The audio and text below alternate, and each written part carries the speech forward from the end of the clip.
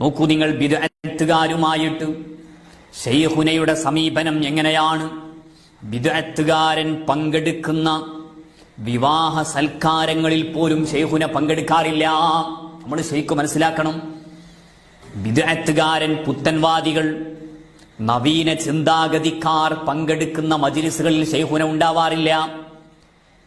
ബിദ്അത്തുകാര് പങ്കെടുക്കുന്ന നിക്കാഹാണെങ്കിൽ അത്തരം വേദികളിൽ, മജ്ലിസുകളിൽ ശൈഖുന ആ ഭാഗത്തേക്ക് വരാറില്ല. ജദ്ബിന്റെ ഹാലിൽ പോലും, അഥവാ നമ്മൾ ആദ്യത്തിൽ പറഞ്ഞിട്ടുണ്ട്, ജദ്ബിന്റെ ഹാല് ഒരു പ്രത്യേകമായ ഹാലാണ്. ആരെയും തിരിച്ചറിയാത്തൊരു കാലഘട്ടം. അതാ കീർത്തന പോലും ഇല്ല എന്ന്, മതത്തിന്റെ കീർത്തനകൾ പോലും ഇല്ല എന്ന് പണ്ഡിതന്മാർ രേഖപ്പെടുത്തിയിട്ടുണ്ട്.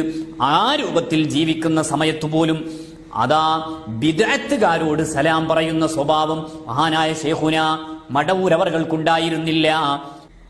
ബിദ്അത്തുകാരോട് ഒരു നിലക്കും സലാം ചൊല്ലൂല.